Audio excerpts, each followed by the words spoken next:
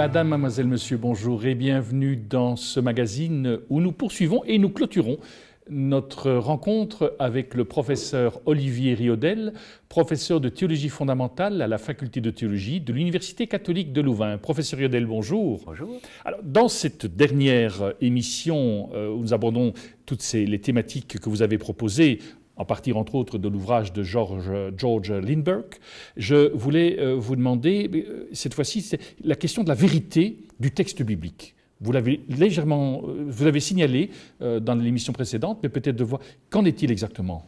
Ah oui. Ben là aussi, je trouve que cette typologie, elle permet de clarifier des choses dans le rapport à l'écriture. Traditionnellement, autrefois, la critique historique ne se pose pas avant le XVIIe siècle, à peu près, je simplifie.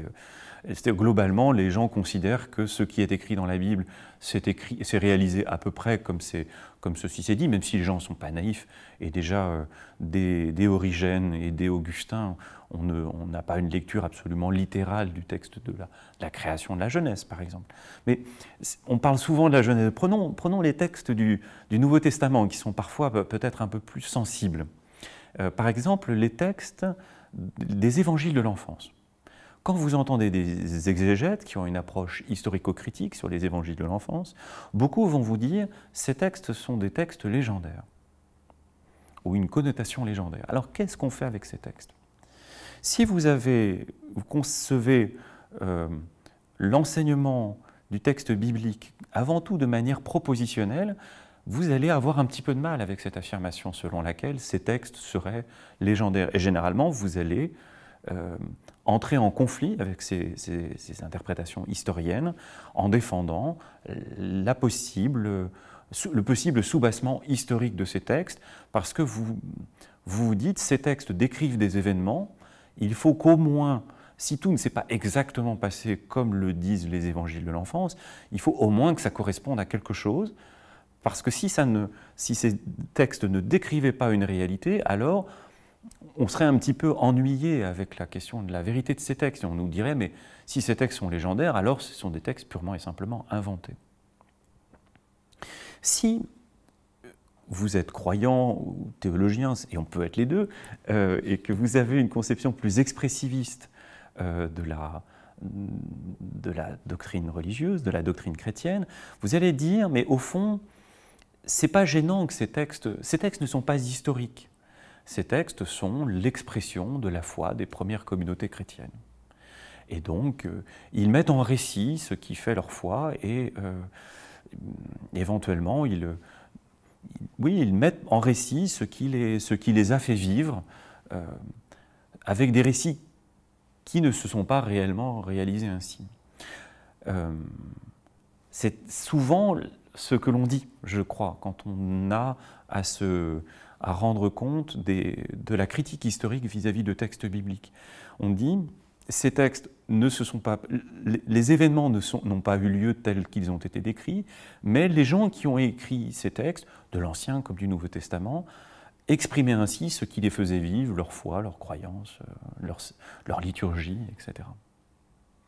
La difficulté de cette deuxième approche, c'est qu'elle considère que ces textes ne sont finalement que l'écho de la foi des premières communautés chrétiennes, pour les textes évangéliques par exemple.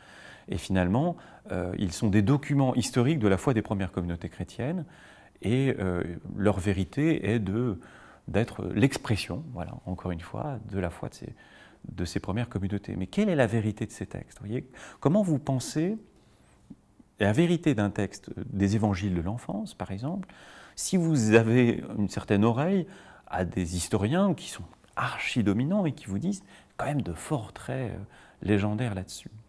Si vous avez une approche plus régulatrice des doctrines, vous allez dire, mais finalement, la vérité des textes bibliques n'est pas la vérité de ce qu'ils décrivent, de ce à quoi ils renvoient ou de ce qu'ils représenteraient, les événements.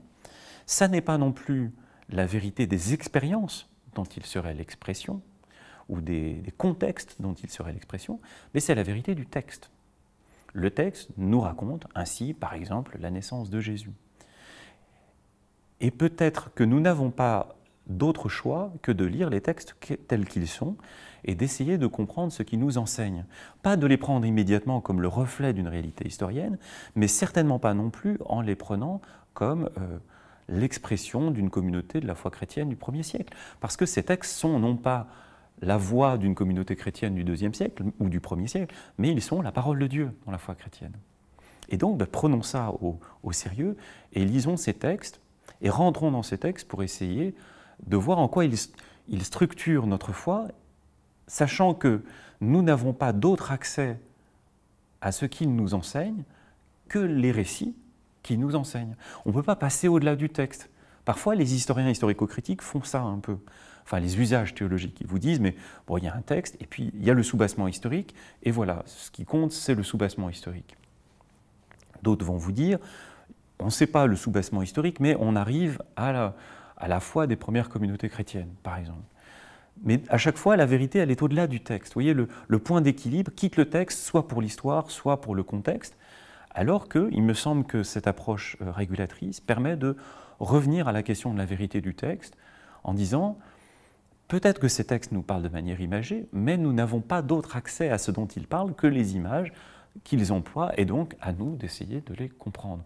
Et les comprendre, ça ne signifie pas les décoder, mais ça signifie d'abord se laisser transformer par eux. C'est une grande différence, pour le coup, sur la question du rapport du texte et de l'interprète. Il y a des approches qui conçoivent, qui imaginent une possibilité de transcrire dans un autre contexte la vérité d'un texte, ici biblique, et des approches régulatrices, ici culturo-linguistiques, comme dit Lindbeck, qui consistent qu'il faut d'abord entrer dans le monde du texte et se laisser, non pas inculturer le texte d'abord, mais soit se laisser inculturer par le texte, et ensuite essayer d'en dire quelque chose de compréhensible par des gens qui n'ont pas baigné autant, quoi. Et je trouve qu'on retrouve par là des pratiques plus anciennes du texte biblique. D'une certaine manière, est-ce que ça veut dire aussi que quand on dit que la clé psychanalytique est une clé de lecture possible de la Bible, ça entre dans la typologie régulatrice? Ou c'est allé... Moi, je trouve que les approches psychologiques ou psychanalytiques ont souvent des fonctions de décodage. C'est-à-dire, elles disent, le texte biblique nous parle de ça, mais c'est quand même plus clair si on en parlait dans un vocabulaire psychanalytique, par exemple. Et ça je résiste un peu, pas à cause de la psychologie ou de la psychanalyse, mais parce que finalement, ça consiste toujours à nous dire le texte biblique nous parle de quelque chose que nous pouvons déjà savoir par ailleurs et sans le texte biblique. Et ça, c'est un peu ennuyeux, je trouve. Ce qui m'intéresse, moi, dans la lecture de la Bible, et je pense que c'est ce qu'on fait dans la prière, dans la liturgie, c'est de se mettre à l'écoute d'une parole autre et d'une parole qui vient de Dieu, pas s'amuser, entre guillemets, à décoder le texte pour retrouver des modes de pensée philosophiques, psychologiques, sociologiques ou que sais-je, que nous aurions déjà par ailleurs. Donc en fait, cette approche-là, c'est vraiment permettre à l'être humain de voir comment le texte lui parle aujourd'hui dans sa vie. Oui, alors la question, du coup, ça n'est pas simplement quel est le sens du texte, mais c'est la question qu'est-ce que nous en faisons. C'est ça, oui, oui. Qu'est-ce que nous faisons de ce texte? Et on peut comprendre qu'au cours des âges, on en a fait des choses un peu différentes. Et du coup, on peut comprendre l'évolution de l'interprétation des textes bibliques, et qui est difficile à rendre compte dans un langage propositionnel, parce qu'on voit bien que les lectures sont différentes. Dans un vocabulaire expressiviste, on voit bien que les expériences ne sont pas les mêmes, puisque les usages du texte ne sont pas les mêmes. Il me semble qu'un des intérêts d'une approche régulatrice des doctrines, c'est aussi de prendre en compte la pragmatique, c'est-à-dire le sens de ce que les chrétiens vivent, le sens que nous trouvons dans les textes bibliques, dépend aussi de ce que nous en faisons concrètement. Et c'est là que le sens se dit, dans ce que nous en faisons, dans ce que nous en vivons, sans qu'il soit nécessairement question d'interprétation, mais plutôt de comment vivons-nous avec ces textes aujourd'hui. Et donc c'est une invitation à les relire et à voir effectivement comment ils nous transforment dans notre vie quotidienne. Exactement. Professeur Olivier Riodel, un tout grand merci d'avoir pris le temps de nous partager cette typologie de George Lindbeck et vraiment de voir comment cela peut aujourd'hui nous aider dans notre vie de foi. Nous arrivons au terme de ce magazine. Au nom de toute l'équipe qui l'a préparé, il ne me reste qu'à vous souhaiter une excellente journée et je vous dis d'ores et déjà à très bientôt.